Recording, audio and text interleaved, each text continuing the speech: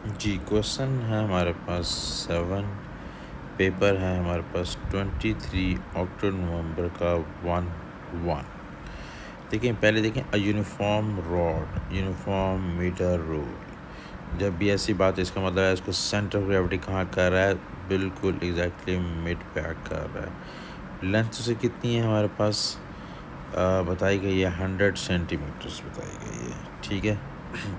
Pivot उसका ये है और उसको मार्क किया गया यहाँ पर 20 और 30 के दरमियान है, 25 उसको मार्क कर दिया गया, ठीक है। Held horizontal by force F. अच्छा अब देखें ये फोर्स है वर्टिकली अपवर्ड्स एक्ट कर रही है, वेट डाउनवर्ड एक्ट कर रहा है और ज़ाहिर है पिवट पर जो आपने इसको बैलेंस किया हुआ है तो वहाँ पर भी फोर्स क्या होगी, अपवर्ड्स होगी। हमसे पूछा जा रहा है कि जो मैग्नीट्यूड ऑफ पी होगी वो कितनी होगी। अच्छा ये भी फोर्स के बारे में पूछा जा रहा है। सबसे पहले आपके माइंड में क्या आना चाहिए, क्योंकि ये हेल्ड हॉरिजॉन्टल की बात की है तो इसका मतलब है कि ये इक्विलिब्रियम में है और जब भी इक्विलिब्रियम में होगा तो दो बातें होंगी फोर्सेस के लिहाज से भी, मोमेंट के लिहाज से भी। पहले मैं इसको फोर्सेस के लिहाज से लिखना चाहूँ, वैसे आप खुद देखें इस डायग्राम में आपको कितने फोर्सेस नज़र आ रही हैं, 3 forces, force F, weight and P.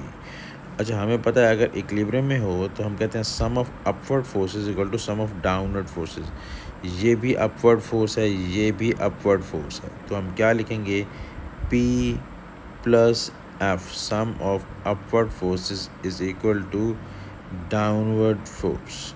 हमें क्या निकालना है, पी निकालना है, जिसको निकालना है उसको सब्जेक्ट बना लेते हैं, वेट माइनस एफ। ये हमारे पास इक्वेशन आ गई।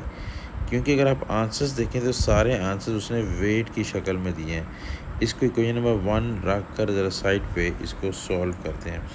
क्योंकि ये हेल्ड मैं कहा कि हॉरिजॉन्टल है यानी इक्विलिब्रियम में है।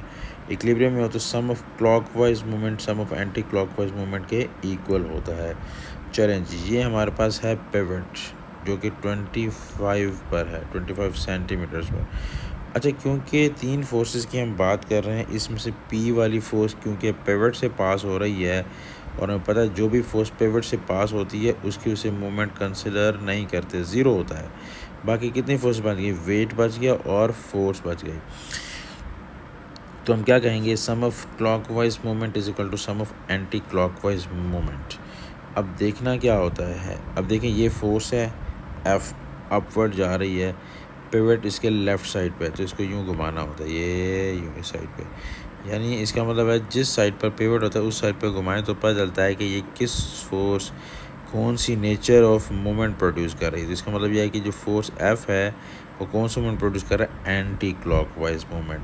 तो क्या होता है, फोर्स एफ लिखें और इसको परपेंडिकुलर डिस्टेंस से मल्टीप्लाई करें तो ये वाला डिस्टेंस कितना हो जाएगा, ऑब्वियसली बात है 25 शुरू हो रहा है 100 तक जा रहा है तो कितना कहेंगे 75 is equal to clockwise movement.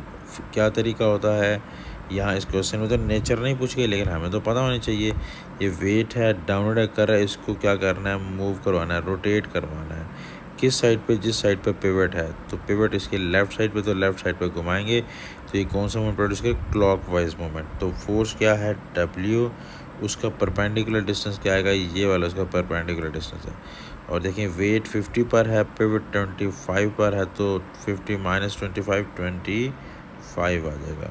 अब देखें क्योंकि हमारे पास आंसर वेट की शक्ल में है इसका मतलब है कि हमें इस इक्वेशन के अंदर जो फोर्स एफ़ लिखी है इसको एलिमिनेट करना है। तो हम सब्जेक्ट बना लेते हैं एफ़ को क्योंकि इसको एलिमिनेट करना है।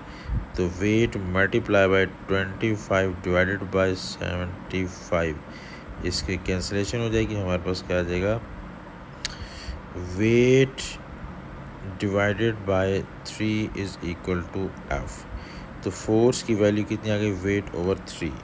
चलें जी वापस आते हैं इक्वेशन नंबर 1 के ऊपर। इक्वेशन नंबर 1 में पी निकालना था, पी को वैसे लिख देते हैं, वेट ये रहा, फोर्स की वैल्यू आपने अभी यहाँ पर निकाली है कितनी है, वेट डिवाइडेड बाय 3। तो वेट डिवाइडेड बाय 3 कर लेते हैं, एलसीएम निकालें आप, ये क्या आ जाएगा 3W minus W is equals to 2W by 3। तो ये रही हमारे पास फोर्स की वैल्यू और उसका आंसर हमें करेक्ट आंसर लग रहा है सी ऑप्शन। तो देखा आपने इसमें क्या करना था, क्योंकि इक्विलिब्रियम में था तो क्या कहते हैं sum of upward forces sum of downward forces के इक्वल आते हैं, वहाँ से हमने इसको सब्जेक्ट बना के रखा। फिर हमने क्या किया कि हमें clockwise movement anti clockwise movement के इक्वल रखना था, फोर्स का परपेंडिकुलर डिस्टेंस पिवट से देखना है, ठीक है। फिर उसमें हमने वेट की शक्ल में आंसर्स दिए हुए थे, तो हमने क्या किया, फोर्स को सब्जेक्ट बना के उसे एलिमिनेट करना चाहा। तो इस फोर्स वाली इक्वेशन में ये फोर्स की वैल्यू जो आपने निकाली है, एफ़ की वैल्यू निकाली, उसको आपने क्या किया, इसमें पुट कर दिया। तो बाकी हमने सिंपली इसको सॉल्व किया, एलसीएम लिया और हमारे पास आंसर आ गया, ठीक है।